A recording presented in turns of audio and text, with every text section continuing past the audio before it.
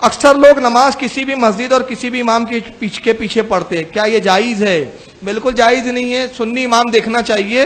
بد عقیدہ وہابی کے پیچھے نماز نہیں ہوتی، اس لیے کہ اس کے بعد ایمان ہی نہیں ہے، اور اس کی دلیل میں بارہا کئی جلسوں میں دے چکا ہوں۔ پتہ نہیں اللہ جانے کب ہماری قوم کو سمجھ میں آئے گا۔ امام حسین کا ہم نام لیتے مگر امام حسین کی سیرت ہی نہیں دیکھتے۔ 22,000 یزیدیوں کے پیچھے کربلا میں امام نے نماز نہیں پڑھی، 72 لوگوں کے ساتھ الگ جماعت بنائی اور در دیا کہ بڑی جماعت مت دیکھو، امام کا عقیدہ دیکھو، امام صحیح ہے تو پڑھو ورنہ چھوڑ دو۔ تو بڑی جماعت کا روب مت دکھائیں کوئی۔ تو بہرحال چاہے وہ حرم کا اور مدینے کا امام کیوں نہ ہو، اس کے پیچھے بھی نماز نہیں ہوتی اگر عقیدہ گندا ہے تو، کیونکہ مدینے میں بہت سارے بدعقیدوں نے بھی کسی زمانے میں نماز پڑھائی ہے۔ میں اس تعلق سے ایک آپ کو روایت سنا بھی دیتا ہوں، بڑی پیاری روایت ہے۔ حضرت عثمان غنی کی شہادت ہوئی، بلوائیوں نے قبضہ کر لیا۔ بلوائی کون تھے؟ عثمان غنی کے قاتل۔ مسجد نبوی میں بلوائیوں کا امام نماز پڑھاتا ہے۔ لوگ حضرت علی کے پاس آئے، کہا کہ آپ کیا حکم دیتے ہیں، ہم بلوائیوں کے امام کے پیچھے نماز پڑھ لیں جو حضرت عثمان کے قاتل ہیں؟ تو مولا کائنات نے کہا اس زمانے کے لیے میں نے رسول اللہ کی حدیث سنی ہے کہ سرکار نے ارشاد فرمایا کہ اگر ایسا وقت آئے کہ میرے مصلی پر ظالم مسلط ہو جائے تو اے علی تو گھر میں نماز پڑھنا، اللہ تجھے جماعت کا ثواب عطا کرے گا۔ تو وہ تو عثمان کے قاتل تھے، یہ تو کمبخت ایمان کے قاتل ہے، یہ تو اس سے برے ہیں، اس سے بدتر ہے، یہ تو ان کے پیچھے نہیں ہوں گی۔ اور خوارج آج بھی موجود ہیں، جو آج بھی خوارج کی نشانی ہوگی کہ مسلمانوں کی تکفیر کریں گے۔ جو بھی آپ کو یہ کہتا نظر آئے نا کہ فلاں کافر ہے اور وہ کلمہ گو ہو، اہل قبلہ ہو، ختم نبوت کو ماننے والا ہو، اس کے باوجود اسے کافر کہہ رہا ہو، تو آپ سمجھ لیں خارجی ہے۔ جس میں ٹاپ آف دا لسٹ ہمارے پاکستان میں 2 بہت بڑے مکاتب فکر ہیں۔ بڑے میں کہہ رہا ہوں مشہور ہونے کی وجہ سے، تعداد تو ان کی بڑی تھوڑی کم ہے۔ نمبر 1 یہ جماعت المسلمین والے، اور نمبر 2 یہ کیپٹن عثمانی پارٹی، برزہی گروپ، جو سب کو کافر اور مشرک ڈکلیئر کرتے ہیں۔ تو یہ آج بھی خوارج موجود ہیں، ہم یہ نہیں کہتے کہ خوارج موجود نہیں ہے، لیکن جو ہے ان کو کہیں نا۔ اب بریلوی کا دیوبندی کو کہنا، دیوبندی کا اہل حدیث کو، اہل حدیث کا ان کو، شیعہ کا ان کو، ان کا شیعہ کو، یہ تو غلط بات ہے۔ تو یہ میرے بھائیوں تصویر کا ایک رخ تھا۔ اب ذرا تصویر کا دوسرا رخ بھی دیکھیں جو یہ لوگ چھپاتے ہیں، کہ ایک طرف تو یہ صحابہ کی تکفیر کر رہے ہیں اور صحابہ سامنے موجود ہیں۔ مولا علی علیہ السلام نے ایز اے لاسٹ ریزارٹ ان کے ساتھ قتال بھی کیا جب انہوں نے مسلمانوں کو قتل کرنا شروع کیا۔ لیکن آپ اہل سنت، اہل تشیع دونوں کی تاریخ کی کتابیں اٹھا کے دیکھیں، مولا علی نے ان کے جنازے بھی خود پڑھائے، ان خوارج کے جو مولا علی کو کافر کہتے تھے۔ آج کہتے ہیں جی فلاں صحابہ کو کافر کہتے ہیں، ان کو قتل کر دو۔ تو میں یہ پوچھتا ہوں کہ جو مولا علی علیہ السلام کو منہ پر کافر کہتے تھے، ان کو تو مولا علی نے کافر نہیں کہا، اور کہا ہمارے بھائی تھے، بھگوڑے ہو گئے، ان کے جنازے پڑھائے، ان کی عورتوں کو لونڈیاں نہیں بنایا، اور قتال بھی آخری ریزورٹ کے طور پر کیا جب انہوں نے مسلمانوں کو قتل کیا۔ ورنہ مولا علی نے کہہ دیا تھا کہ تم میری سلطنت میں رہو، جس طرح باقی مسلمانوں کو بیت المال سے حصہ ملتا ہے تمہیں بھی ملے گا۔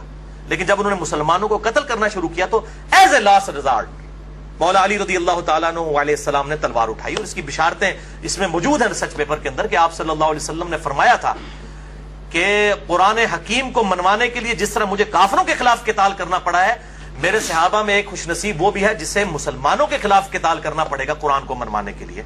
ابو بکر اور عمر بھی موجود تھے، انہوں نے پوچھا یا رسول اللہ ہم ہیں؟ آپ نے فرمایا نہیں، بلکہ وہ شخص جو میری جوتیاں گانٹ رہا ہے۔ آپ صلی اللہ علیہ وسلم کی جوتیاں اس وقت سیدنا علی گانٹ رہے تھے۔ صحابہ دوڑے مولا علی رضی اللہ تعالیٰ عنہ علیہ السلام کی طرف اور کہا کہ آپ کے بارے میں نبی صلی اللہ علیہ وسلم نے اتنی بڑی پریڈکشن فرمائی ہے۔ تو مولا علی مسکرا پڑے، جسے صحابہ کہتے ہیں ہم سمجھ گئے کہ آپ کو پتا تھا یہ کہ میں نے آن دا بہاف آف پروفٹ ان لوگوں کے خلاف قتال کرنا ہے۔ اور یہ حدیث الحمدللہ صحیح سند کے ساتھ مسند امام احمد میں جلد 3 صفحہ 82 پر 11790 ہے، اور اسی طریقے سے سنن نسائی الکبریٰ میں 8457 نمبر ہے، صحیح سند کے ساتھ الحمدللہ یہ حدیث موجود ہے۔ یہ کربلا والے میرے ریسرچ پیپر میں نے ڈالی ہوئی ہے۔ تو یہ دوسرا میں آپ کو کنٹراسٹ بتا رہا ہوں۔ اسی طریقے سے اسی ریسرچ پیپر میں نے وہ روایت ڈالی ہے 24 نمبر پر کہ المصنف ابن ابی شیبہ میں انٹرنیشنل نمبر کے مطابق 37942 نمبر اثر ہے کہ مولا علی علیہ السلام سے خود پوچھا گیا کہ بتائیے کہ یہ خوارج جو ہیں کیا یہ مشرک ہیں جو آپ کو مشرک اور کافر کہتے ہیں؟ آپ نے فرمایا یہ مشرک نہیں ہے, یہ شرک سے ہی تو بھاگے ہیں. یہ اس لیے مجھ سے دور ہوئے کہ انہیں یہ گمان ہوا کہ میں غلط ہوں, میں شرک میں مبتلا ہو چکا ہوں. انہوں نے اپنے گمان میں یہ سمجھا یہ شرک سے بھاگنے کے لیے انہوں نے کیا, مشرک نہیں ہے. پھر پوچھا گیا کیا منافق ہے؟ تو سیدنا علی نے کہا یہ تو اتنی لمبی لمبی نمازیں پڑھتے ہیں, قرآن تو کہتا ہے منافق تو بڑا تھوڑا اللہ کا ذکر کرتے ہیں, یہ منافق بھی نہیں ہے. اندازہ کریں آپ, یہ آپ دیکھیں پازیٹو, جس کو کہتے ہیں نا پازیٹو اپروچ, حسن ظن. کہا ہمارے بھائی تھے بگوڑے ہو گئے. میں یہی کہتا ہوں کہ یہ آج بھی جب کسی کے ساتھ اختلاف ہو تو آپ زیادہ سے زیادہ یہ کہہ دیا کریں کہ ہمارے بھائی تھے بگوڑے ہو گئے, بجائے کہ آپ کفر و شرک کے فتوے لگانا شروع کر دیں. یہ سیدنا علی آپ دیکھیں کیا پازیٹو ان کی اپروچ تھی. تو یہ نہیں وہ بتاتے ہیں کہ بھائی خوارج کے بارے میں, خوارج وہ کہتے ہیں اور قتل کرو, یہ نہیں بتاتے خوارج کے بارے میں سیدنا علی کا ایٹیچیوڈ کیا تھا. اچھا, اسی طریقے سے ابن عمر رضی اللہ تعالیٰ عنہ کا جو قول پیش کرتے ہیں صحیح بخاری 6930 نمبر حدیث کی ہیڈنگ سے, کہ ابن عمر کہتے تھے جی خوارج بدترین مخلوق ہے, کہ یہ کافروں کے بارے میں جو آیات نازل ہوئی مسلمانوں پر چسپاں کرتے ہیں. لیکن اس تصویر کا ایک دوسرا رخ بھی موجود ہے. وہ انڈیا میں ایک وہ جھوٹا انسان آج کل انہوں نے اٹھایا بریلویوں نے, فاروق رضوی. وہ روایتیں عجیب و غریب کٹھی کر کر کے تو بیان کر رہا ہوتا ہے. یہ فاروق رضوی کو بھی میں یہ علمی طور پر جواب دے رہا ہوں, اینٹی وینم, کہ میرے بھائی اس کو بھی پڑھ, یہ بھی چیزیں موجود ہیں کہ ابن عمر کا اگر وہ قول ہے نا خوارج کے بارے میں تو یہ بھی موجود ہے, جو میں نے اپنے اس ریسرچ پیپر میں واقعہ کربلا کا حقیقی پس منظر 72 صحیح الاسناد حدیث کی روشنی میں 24 نمبر پہ ڈالا ہے. اور سنن کبری البیہقی میں, سنن کبری البیہقی میں انٹرنیشنل نمبر کے مطابق 5088 نمبر ہے کہ ابن عمر خوارج کو سلام بھی کیا کرتے تھے, حالانکہ وہ اس وقت مسلمانوں کو قتل کر رہے تھے. اور ابن عمر فرمایا کرتے تھے کہ جب تک خوارج کی مسجدوں سے حی علی الصلاح حی علی الفلاح کی آوازیں آئیں گی, ہم ان اذانوں کا جواب بھی دیں گے, ان کے پیچھے نمازیں بھی پڑھیں گے, ان کے سلام کا بھی جواب دیں گے, لیکن جب ہمیں یہ کہیں گے کہ ہم اپنے مسلمان بھائیوں کو قتل کریں پھر ہم ان کا ساتھ نہیں دیں گے. یہ ابن عمر خوارج کو بدترین مخلوق سمجھتے تھے. تو ابن عمر تو خوارج کے پیچھے نماز بھی پڑھتے تھے. کیا یہ بریلوی مکتبہ فکر کے لوگ, خصوصاً یہ فاروق رضوی جو پارٹی ہے, یہ تو لیکچر ریکارڈ کروا رہا ہوتا ہے کہ امام کعبہ کے پیچھے نماز نہیں ہوتی ہے, اور ابن عمر خوارج کے تو یہ تو خارجی ہیں. تو میں پوچھتا ہوں کہ ابن عمر تو خوارج کے پیچھے نماز بھی پڑھتے تھے, آپ ابن عمر کو نہیں مانو گے؟ اگر تم خوارج ہی سمجھتے ہو اہل حدیث کو تو نمازیں تو ان کے پیچھے پڑھو, ان کے سلام کا جواب تو دو. اور پھر جعلی روایتیں بیان کرتا ہے, کہتا ہے جی, اور حوالہ تو پیش نہیں کرتے نا, سامنے بھی سارے وہ بٹ قسم کے لوگ بیٹھے ہوتے ہیں, ان کو بھی سمجھ نہیں آتی کہ ان سے پوچھیں کہ بھئی یہ کہاں سے بات بیان کر رہے ہو. کہتا ہے جی مولا علی علیہ السلام کو نبی صلی اللہ علیہ وسلم نے کہا تھا کہ علی ایک زمانہ آئے گا کہ جو ہے وہ اس طریقے سے مسلمانوں کے خلیفہ کو محصور کر دیا جائے گا, تم اس وقت ان کے پیچھے نمازیں نہ پڑھنا بلکہ تم گھر میں نماز پڑھنا. وہ کیڑی کتاب لکھی ہے حدیث, میں تمہیں دسنا کیڑی کتاب لکھی ہے, بخاری شریف سے میں بتاتا ہوں کہ اس کی بالکل مخالفت میں حدیث لکھی ہوئی ہے جو تو اپنی پبلک کو دھوکہ دے رہا ہے. صحیح بخاری میں انٹرنیشنل نمبر کے مطابق 694 نمبر روایت ہے کہ نبی صلی اللہ علیہ وسلم نے فرمایا کہ امام تمہیں نمازیں پڑھاتے ہیں, اگر وہ صحیح نماز پڑھائیں گے تمہیں تمہارا ثواب پورا ملے گا اور ان کو بھی ملے گا, اور اگر وہ تمہیں غلط نمازیں پڑھائیں گے تو تمہیں ثواب پورا مل جائے گا, ان اماموں کی غلطیوں کا وبال انہی پر ہوگا. یہ اکثر مجھے لوگ پوچھ رہے ہوتے ہیں کہ جی بریلوی اور دیوبندی امام رفع الیدین نہیں کرتے تو غلط نماز پڑھ رہے ہوتے ہیں, تو ان کے پیچھے ہم نماز پڑھ لیا کریں. بھئی بیسک نماز کی سٹرکچر تو سب کی ایک ہی ہے, قیام کے بعد رکوع کے بعد کھڑا ہونا, ہر رکعت میں 2 سجدے, 2 سجدوں کے درمیان بیٹھنا, 2 رکعتوں کے بعد تشہد کرنا اور 4 کے بعد سلام پھیر دینا. یہ بیسک سٹرکچر تو سب کی سیم ہے. باقی رفع الیدین والا ایشو ہے. تو اگر امام رفع الیدین نہیں کرتا, آپ ضرور سنت کے مطابق رفع الیدین کریں, آپ کی نماز ہو جائے گی, امام کی غلطی کا وبال اسی پر ہوگا.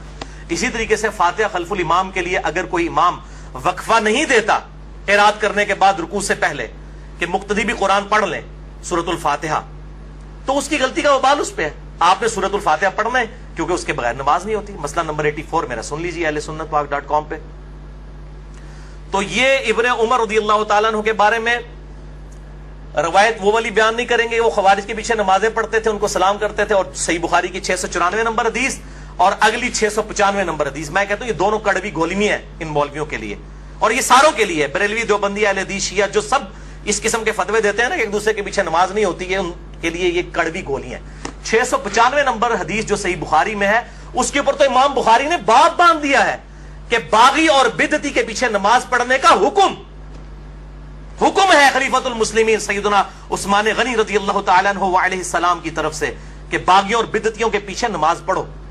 इमाम बुखारी ने बाब बांधा और पहले तालीकन रवायत हसन बसरी का कौल लेकर आए ताबी रजी अल्लाह तआला अन्हु व अलैहि सलाम अल मुतवफ़ा 110 हिजरी कि हसन बसरी कहते हैं, जो बुखारी और मुस्लिम के रावी हैं, कि बिदती इमाम के पीछे नमाज पढ़ ले उसकी बिदत का वबाल उसी पर होगा। और फिर नीचे रवायत लेकर आए इमाम बुखारी 695 नंबर सही बुखारी में, जो मौलवियों के गले से नीचे नहीं उतरती, कि सैयदना उस्मान गनी रज़ी अल्लाह तआला अन्हु को जब बागियों ने महसूर कर लिया, मस्जिद में आने पर पाबंदी लगा दी उनके दौरे खिलाफत में, लोग हाजिर हुए, कहा ए अमीरुल मोमिनीन हमारे इमाम तो आप हैं, और ये फितनों का इमाम बिदती इमाम मस्जिद पर काबिज है और नमाजें पढ़ाता है, हमें अंदेशा है कि हम कहीं गुनाहगार ना हो जाए इनके पीछे नमाज पढ़ के। तो सैयदना उस्मान ने यह नहीं कहा अपनी 1.5 ईंट की मस्जिद लादा बना लो, हालांकि सबसे बड़ी चीज उनकी स्टेक पे लगी हुई थी खिलाफत।